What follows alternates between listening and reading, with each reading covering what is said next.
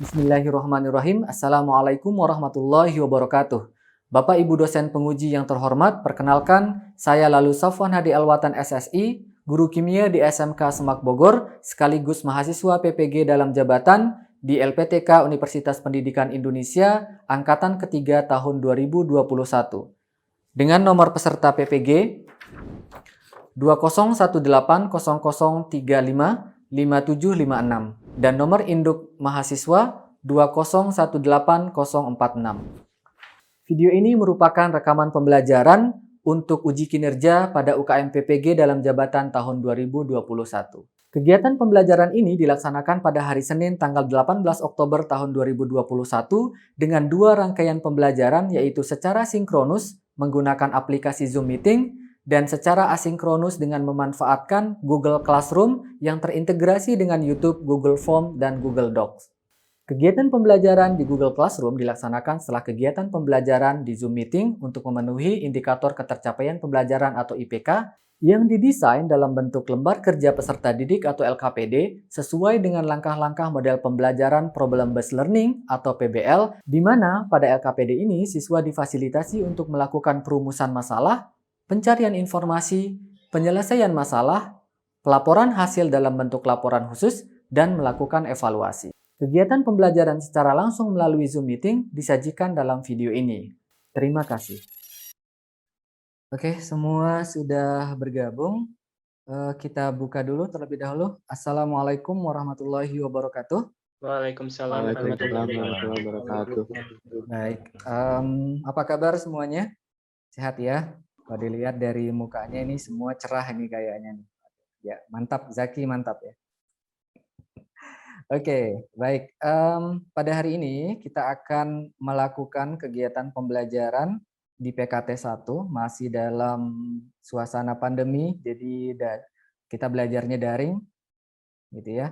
Materi kita adalah analisis kadar serat kasar dalam sampel makanan, gitu ya. Seperti yang sudah kalian tahu bahwa kalian sudah belajar proximat mulai dari analisis protein, kemudian analisis karbohidrat, gula, analisis lemak, gitu. Dan yang sekarang adalah analisis serat kasar, di mana teori-teorinya itu didukung oleh pemahaman-pemahaman dari analisis sebelumnya. Baik, sebelum memperpanjang lebar, kita buka dulu, kita berdoa semoga kegiatan pada hari ini berjalan dengan lancar dan bermanfaat tentu saja. Ketua kelas mungkin silakan pimpin doa. Baik, sebelum kita memulai kegiatan kita hari ini, alangkah baiknya kita berdoa terlebih dahulu. Berdoa menurut agamanya masing-masing, berdoa dimulai. Berdoa selesai. Baik ya, semangat ya. Kita akan segera mulai pembelajarannya. Jadi sebelum kita mulai, ada yang tahu nggak serat kasar itu apa sih? Gitu. Muhammad Jafar, pernah dengar serat kasar? Pernah, Pak. Gimana menurut Jafar? Serat kasar itu apa sih? Kalau menurut saya serat kasar itu zat sisa yang berasal dari tanaman yang biasa dimakan juga, terus masuk tertinggal setelah berturut-turut diekstraksi, Pak. Berarti zat yang tidak dapat apa ya? Jadi nggak ikut terekstraksi gitu ya mungkin ya. Menurut Jafar ya. Ada yang lain? Kalau yang kita kenal sehari-hari nih, serat kasar ketika kalian nonton TV, itu kan sering tuh, kamu kurang serat gitu, atau sama orang tuanya nih dipaksa makan serat. Gimana? Coba Aska. Kurang makan sayur. Oh, atau Zaki. Kalau Aska gimana Aska? Aska Danis, menurut Aska berhubungan nggak serat sama sayuran? Iya Pak, berhubungan Pak. Kira-kira hubungannya gimana tuh? Serat Ya, gitu ya? karena sayurannya mengandung serat Pak. Sayurannya mengandung serat. Oke. Baik ya. Nah, sebenarnya tidak jauh dari kehidupan sehari-hari kita juga ya. Serat itu kita konsumsi, gitu ya. Bahkan disuruh atau diminta oleh orang tua kita supaya sehat, gitu kan. Tetapi sebenarnya apa sih serat itu? Gitu. Dan bagaimana cara menganalisisnya? Apakah benar di dalam sayur itu ada serat? Jika benar, apakah ada makanan lain itu juga mengandung serat? Gitu. Ataukah kalau makanan lain mengandung serat berarti boleh saja kita nggak makan sayur. Nah, semua hal itu akan coba kita jawab dalam pembelajaran ini. Sebagai persepsi, kita sudah belajar karbohidrat, kita sudah belajar analisis kadar lemak, kemudian analisis kadar protein. Sehingga sebenarnya kita juga sudah mengetahui istilah-istilah seperti ekstraksi, seperti hidrolisis, atau seperti penyabunan. Gitu ya. Nah, ini jangan dilupakan karena akan bermanfaat ketika kita akan mempelajari analisis kadar serat ini. Nah, untuk motivasi sebelum kita mulai pembelajaran lebih dalam, buat apa kita mengerti analisis kadar serat ini? Pertama, tentu saja sebagai analisis kadar serat itu adalah salah satu parameter dalam analisis proksimat. Sehingga wajib sebagai seorang analis bisa, baik itu dalam sisi pengetahuan dan dalam sisi keterampilannya, harus mampu menganalisis kadar serat kasar gitu ya, karena salah satu dari bagian dari proksimat tadi. Nah, kalau kalian nanti ingin menjadi seorang analis, insya Allah ya ketika lulus dari sini kan jadi analis kimia. Kalian bekerja di perusahaan makanan minuman, maka tidak bisa ditolerir ya, harus bisa melakukan analisis kadar serat kasar. Nah, itu pertama. Tetapi kalau yang berhubungan dengan kehidupan kita sehari-hari, analisis serat kasar juga bermanfaat ketika kita mengetahui suatu bahan itu mengandung serat atau tidak. Ketika kita memahami manfaat serat itu seperti apa dan kita tahu makanan apa yang mengandung serat. Jadi misalkan saya pengen diet tapi nggak kuat lapar, pengen kurus tapi nggak mau lapar. Ada nggak kayak gitu? Ada ya. Kan banyak tuh kita pengen kurus tapi kan harus tetap makan. Nah, dengan mengetahui fungsi serat dan makanan apa saja yang mengandung serat, kita bisa mengatur pola diet atau pola makan kita menjadi lebih sehat. Walaupun mungkin tujuan makan sehat itu nggak harus kurus gitu ya. Yang penting kan fit dan nggak berlebihan gula gitu ya. Sehingga akan mengganggu metabolisme di dalam tubuh. Baik, udah siap nih kita mulai belajar semuanya? Insya Allah semua hadir. Jumlahnya 31, satu orang nih keluar masuk tadi di Zoom meetingnya, tadi udah izin. Dia absennya nanti di akhir. Jadi silakan ikuti pembelajaran ini sampai akhir. Nanti di akhir pembelajaran saya akan berikan Google Form untuk mengisi absensi. Kita akan mulai belajar. Silakan disiapkan alat-alat tulisnya.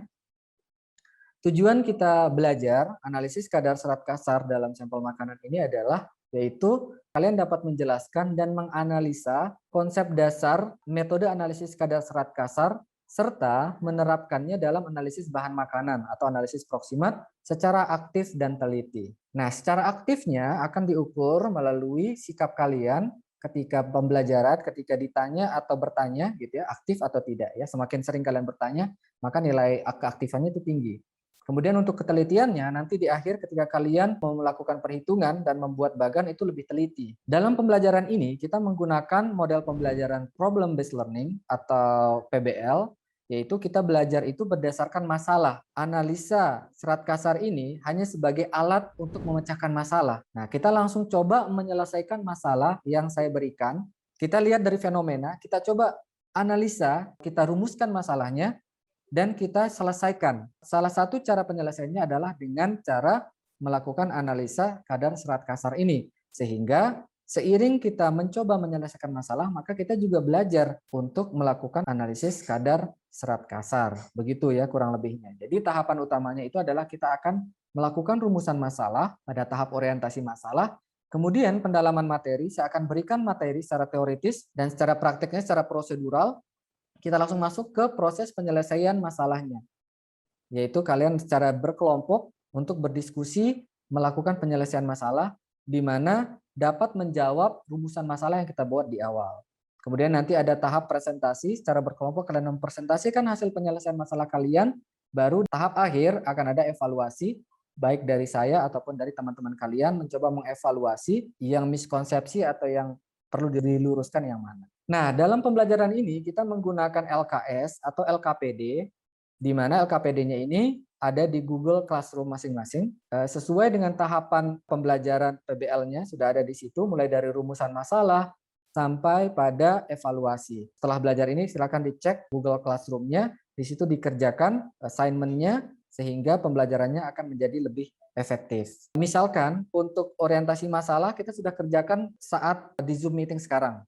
Tapi nanti kalian isikan lagi di Google Classroom ya. Kemudian pada pembahasan atau penyampaian materinya sudah disampaikan sekarang, tapi di Google Classroom-nya ditambah dengan video-video praktikum di laboratorium. Ya, kalian bisa tonton lagi secara praktik itu gimana cara pengerjaannya.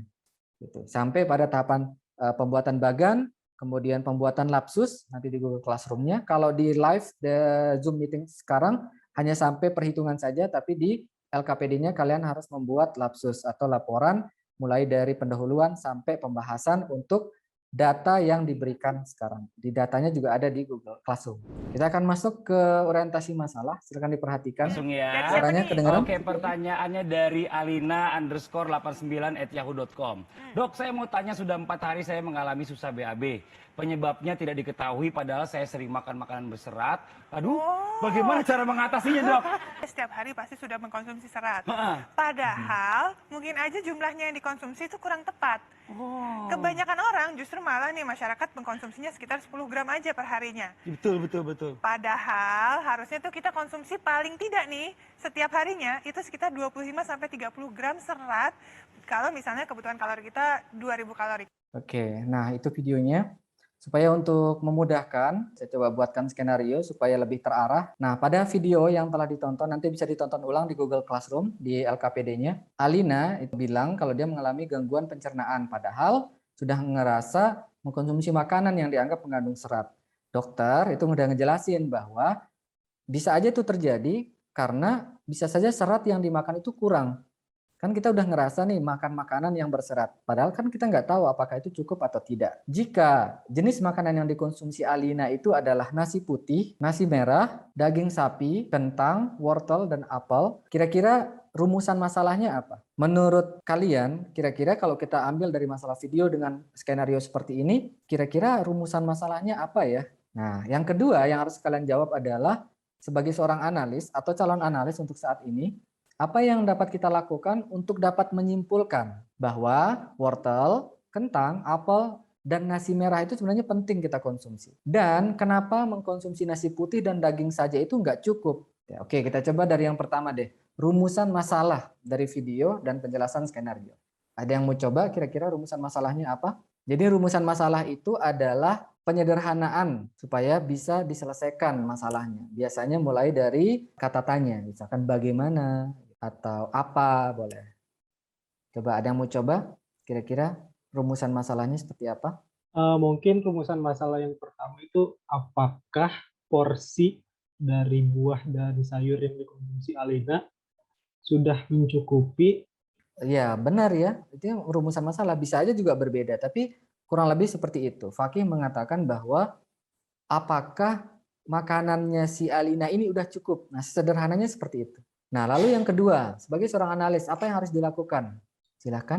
Mungkin juga bisa lihat dari kandungan gizinya, Pak. Kita melihat kandungannya ya. Ya.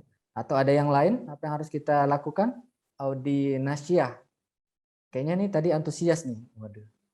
Silakan Audi. Gimana Audi? Pendapat saya masih mirip sama Fakih sih Pak tadi. Oh, berarti kalau ini Audi sebagai seorang analis, apa yang harus Audi lakukan? Mengetahui kadar dari seratnya. Mengetahui kadar seratnya? Gimana tuh caranya kita mengetahui kadar seratnya? Melalui analisis kadar serat. Melakukan analisis kadar serat. Nah, gitu. Jadi sesimpel itu. Kita sebagai seorang analis berarti kita perlu melakukan analisis. Kita kan ada privilege-nya nih. Privilege-nya sebagai seorang analis kita mampu melakukan analisis kadar serat. Setidaknya kita akan belajar seperti itu. Sehingga kita melakukan analisa kadar serat pada makanan-makanan tersebut dan kita yakin kadar seratnya berapa sih?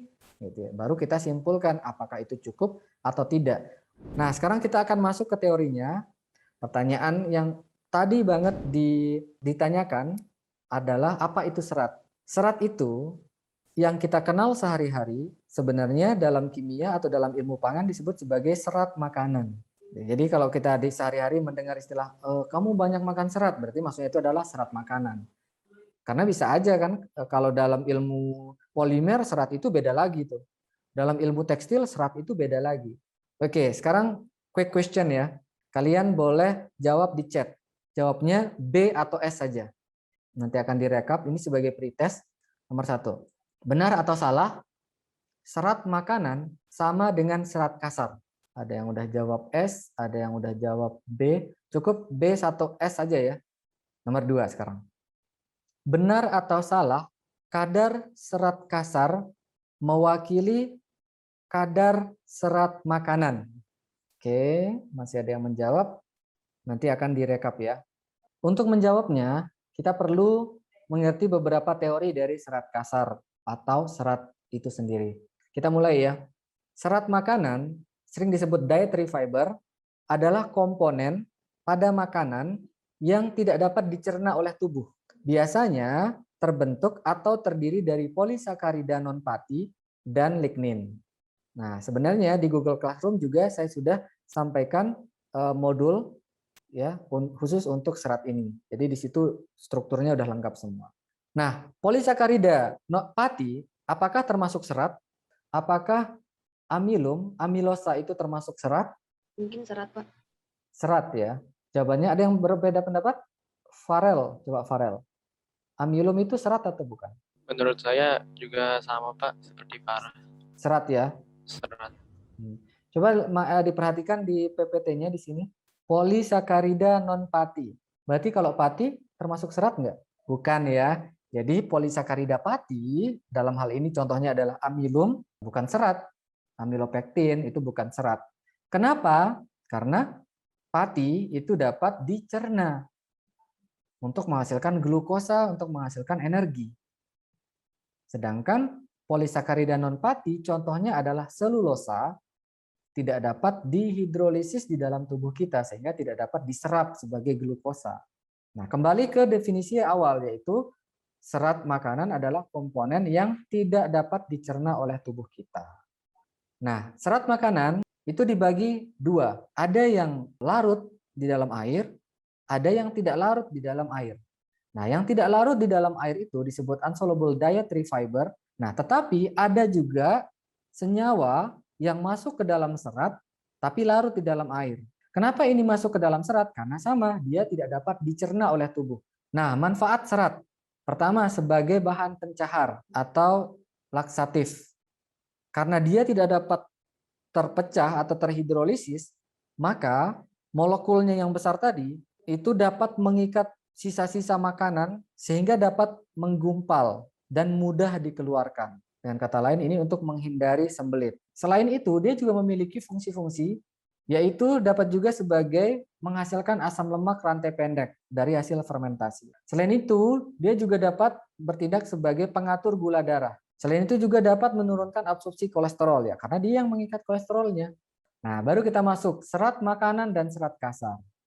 Jawabannya adalah serat makanan tidak sama dengan serat kasar. Karena serat makanan itu adalah komponen yang tidak dapat dicerna, tadi sudah dijelaskan. Sedangkan serat kasar itu adalah komponen yang tertinggal di residu pada saat hidrolisis dan penyabunan pada kegiatan di laboratorium. Apakah serat kasar itu mengandung serat makanan? Ya. Tetapi apakah yang jatuh ke filtrat ketika disaring itu juga ada serat makanan? Jawabannya juga iya. Karena ada jenis serat makanan yang larut ke dalam air. Sehingga dalam penyaringan maka dia akan masuk ke dalam filtrat. Dengan kata lain, serat makanan ini juga masuk ke dalam filtrat tidak tersisa di residu saja. Jadi, apakah serat kasar ini bisa mewakili kadar serat makanan? Jawabannya tidak bisa secara langsung. Karena sebagian serat makanan itu sudah masuk ke dalam filtrat. Serat kasar itu mengandung sebagian serat makanan yang tidak larut, sehingga kadar serat kasar yang tinggi menandakan kadar serat makanan yang tinggi. Namun, kadar serat kasar yang rendah belum tentu menandakan kadar serat makanan yang rendah. Karena jumlah serat makanan yang larut jauh lebih kecil dibandingkan jumlah serat makanan yang tidak larut. Berarti yang tersisa di residu itu banyak banget tuh serat makanan. Oleh sebab itu, penentuan kadar serat kasar sebenarnya dapat digunakan sebagai indikator berapa kadar serat makanan dalam satu makanan. Makanya namanya adalah serat kasar. Jadi tidak 100% tepat, tetapi bisa digunakan untuk mewakili. Paham ya sampai sini ya? Oke, sekarang kita lanjutkan. Lalu bagaimana cara menetapkan kadar serat kasar dalam sampel makanan? Nah, kita langsung masuk ke penetapannya. Silakan disiapkan alat tulisnya, boleh langsung bikin bagan cara kerja. Dasar penetapannya dulu ya. Sampel yang sudah ditimbang itu dihidrolisis dengan asam kuat encer sebagai katalis.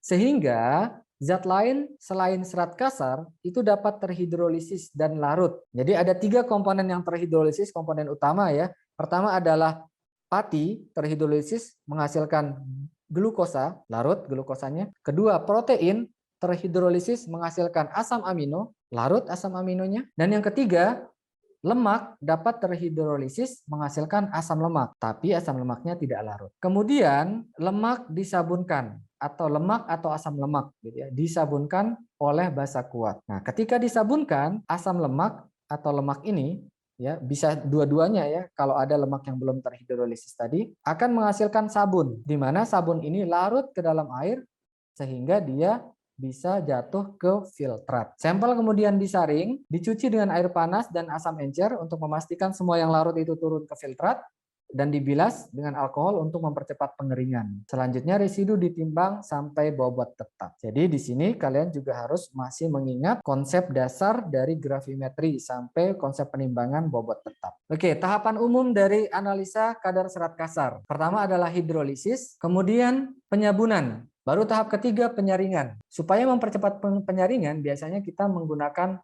cawan Bahner, menggunakan vakum. Baru yang terakhir adalah penimbangan. Oke, baik. Sekarang kita lihat peralatan-peralatannya. Metode ini berdasarkan SNI nomor 0128911992. Peralatan yang kita gunakan ada neraca analitik, kemudian Erlenmeyer, pendingin tegak, terus pemanas, corong Bahner untuk menyaring, dan pompa vakum untuk penyaringan vakum tadi. Bahannya ada asam sulfat, kemudian larutan NaOH 3,25% untuk menyabunkan, etanol 96% untuk mengeringkan tadi, membilas sampai kering, dan kertas saring Wattmann nomor 42. Oke, baik, kita masuk ke cara kerjanya. Silakan dibuat bagannya. Yang pertama adalah timbang 2-4 gram sampel ke dalam Erlenmeyer. Jika sampelnya memiliki kadar lemak tinggi, maka lemaknya itu hilangkan dulu dengan cara ekstraksi pelarutnya. Baru sampelnya dikeringkan, baru masukkan ke dalam Erlenmeyer. Tetapi untuk sampel biasa yang kadar lemaknya tidak tinggi, maka ini di skip aja. Langsung ditimbang, masukkan ke dalam Erlenmeyer. Kemudian kita tambahkan 50 ml larutan asam sulfat 1,25%. Kemudian setelah 30 menit, di Erlenmeyer tersebut kita tambahkan larutan NaOH 3,25%. Kemudian lanjutkan reflux selama 30 menit. Setelah direflux dalam keadaan panas disaring dengan corong Bahner tadi ya, yang berisi kertas saring tak berabu Wattmann yang telah dikeringkan dan diketahui bobot kosongnya. Endapannya yang tersisa pada kertas saring di corong Bahner itu dicuci berturut-turut, pertama dengan asam, kemudian air panas, kemudian etanol. Nah, setelah itu kita angkat kertas saring beserta isinya dan dimasukkan ke dalam kotak timbang yang telah diketahui bobotnya juga. Habis itu baru kita keringkan di oven pada suhu 105 derajat Celcius. Kemudian kita dinginkan dalam desikator, baru ditimbang sampai bobot tetap. Bila ternyata kadar serat kasarnya lebih dari 1%, ini kan udah dihitung nih, maka kertas kita masukkan ke dalam cawan porselen. Setelah itu diperarang dan diabukan, masukkan ke dalam tanur. Timbang sampai bobot tetap. Sampai sini ada yang bertanya? Silakan. Bapak, saya mau Ya. bertanya, Pak. Silakan Fakih. Untuk konsentrasi NaOH yang digunakan untuk penyabunan itu ada alasan khusus nggak? Kenapa 3,25%? Oke, ya jawabannya pertanyaannya udah advance banget ya. Kalau asam sulfat kan tadi udah dijelaskan ya. Kalau NaOH tidak harus seperti itu konsentrasinya. Boleh nggak di atas ini? Boleh. Boleh nggak di bawah ini? Boleh. Tapi di SNI menggunakan 3,25%. Kenapa? Karena sesuai penelitian, pada konsentrasi ini, semua asam lemak dan lemaknya itu sudah dapat tersabunkan dengan baik dan dengan cepat. Gitu maksudnya ya Fakih ya. Bagus sekali pertanyaannya. Yang lain mungkin ada yang bertanya? Ya, Ini saya Pak. berikan pertanyaan. Yang 1%, Pak. Iya. Akhirnya Rifa ya. Rifa mau bertanya pertanyaan saya ini berarti ya. Iya, Pak. Sama saya juga bingung. Oke. Kenapa kalau lebih dari 1% harus diabukan? Karena diperkirakan kadar serat kasarnya itu melebihi 1%, maka diperkirakan ada abunya di situ. Lalu kalau ada yang bertanya, kenapa kalau kurang dari 1% tidak perlu? Karena kalau kurang dari 1% kadar serat kasarnya diperkirakan kadar abunya itu nggak ada, atau kalau ada tidak signifikan. Nah, Saya ingin bertanya, Pak. silakan Praja. Oke. Untuk penyaringannya kenapa pakai corong Bahner, Pak? Nggak pakai corong yang biasa? Jawabannya adalah karena kita harus menggunakan vakum, sehingga penyaringannya itu lebih cepat. Nah, tujuannya sebenarnya untuk mempercepat saja. Ada lagi? Ini bagus-bagus nih pertanyaannya. Langsung esensi ya. Sambil berpikir mau bertanya apa, kita lihat ya beberapa critical point yang harus diingat dalam penetapan ini. Pertama, kehalusan partikel harus diperhatikan. Kemudian lemak kalau tinggi dibebaskan. Tapi kalau emang yang tadi saya sampaikan tidak terlalu tinggi, ya udah diabaikan saja. Nah, perhitungannya seperti ini. Ada pertanyaan? Kalau tidak ada, kita akan masuk ke proses penyelesaian masalah tahapan ketiga. Oke, kita bagi dulu kelompoknya. Silakan dicatat kelompoknya. Kelompok 1 nanti akan masuk ke room 1, gitu ya, breakout room untuk diskusi. Nah, ini data pengamatannya. Jadi sampelnya si Alina tadi, sesuai dengan rumusan masalah itu, kita akan mencari tahu apakah beras putih, beras merah, daging sapi, wortel, kentang, dan apel, itu kadar seratnya berapa persen. Nah, coba pertanyaan cepat ya. Mana yang kadar seratnya di bawah 1%? Beras putih sama daging sapi, Pak. Iya, benar. Baik, untuk mengingatkan juga ya, keaktifan kalian dinilai semakin sering bertanya atau semakin sering menjawab pertanyaan, maka akan menambah nilai keaktifan. Ya, ada 5 breakout room sesuai dengan 5 kelompok. Silahkan kalian masuk. Ya, tahu kan caranya masuk ya. Kalau nggak bisa masuk sendiri, boleh minta tolong dimasukkan. Langsung mulai diskusi. Yang dikerjakan adalah membuat bagan dan menghitung. Silahkan masuk ke breakout room. Ya, ini kelompok 1 ya. Oke, kelompok 1 langsung fokus ke bagan saja ya.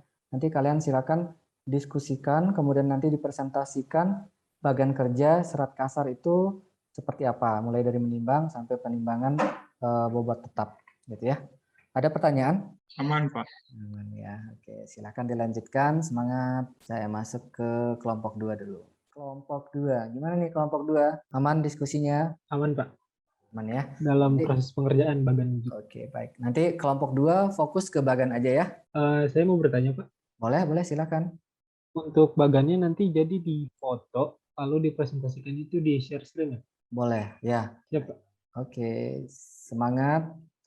Sekarang saya ke room 3 dulu ya. Gimana nih diskusinya? Lancar nih kayaknya nih. Lancar, Pak. Kelompok 3 fokus di hasil. Silakan kalian hitung semuanya, kemudian nanti dipresentasikan. Ada pertanyaan? Aman ya, Jafar ya? Insya Allah Aman, Pak. Paula? Gimana, Aman, Pak. Baim? Kelompok 4 gimana nih? Aman? Aman, Pak. Aman ya. Silakan perhitungan aja. Perhitungan hasilnya bagaimana? Nanti dipresentasikan. Oh, dikurang dulu.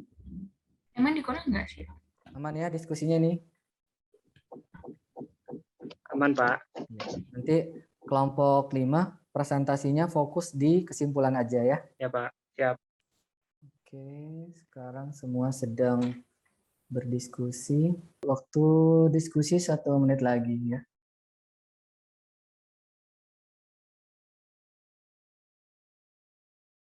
Oke, baiklah. Semua sudah bergabung ya sepertinya. Selamat bergabung kembali di room utama. Kita akan melaksanakan presentasi singkat saja. Nah, presentasinya ada 2 jenis. Kelompok 1 dan kelompok 2 presentasi bagan. Kemudian kelompok 3, 4 khusus untuk hasilnya saja, perhitungannya bagaimana. Dan kelompok 5 hasilnya sudah ada, nggak perlu lagi dijelaskan perhitungannya, tapi cukup menjelaskan kesimpulannya. Jadi kesimpulan yang menjawab rumusan masalah tadi seperti apa. Silakan kelompok 1 langsung di-share aja. Yang lain silakan diamati. Kalau ada yang kurang boleh nanti dikritisi. Kalau ada yang kurang jelas boleh ditanyakan juga. Baik, Assalamualaikum warahmatullahi wabarakatuh. Perkenalkan, nama saya Femas Giscal Fadli dari kelompok 1. Di sini saya akan menjelaskan tentang bagan kerja penetapan kadar serat kasar. Pertama-tama yang harus kita lakukan adalah menimbang sampel, yaitu kurang lebih 2-4 gram. Kemudian, selanjutnya, apabila dari ke-6 sampel tadi ada yang mengandung lemak yang tinggi, maka lemak tersebut harus dibebaskan terlebih dahulu. Sampel yang sudah ditimbang ditempatkan ke dalam Erlenmeyer, ditambahkan dengan 50 ml H2SO4, kemudian dilakukan reflux selama kurang lebih 30 menit dengan pendingin tegak. Setelah itu, ditambahkan 50 ml NaOH 3,25%. Baik ya, bagus sekali. Untuk yang kelompok 2 silakan. Baik, Assalamualaikum warahmatullahi wabarakatuh. Waalaikumsalam warahmatullahi Kami dari kelompok 2 akan mempresentasikan bagan kerja mengenai bagaimana cara menetapkan kadar serat kasar dalam suatu sampel berdasarkan SNI nomor 01-2891 tahun 1992.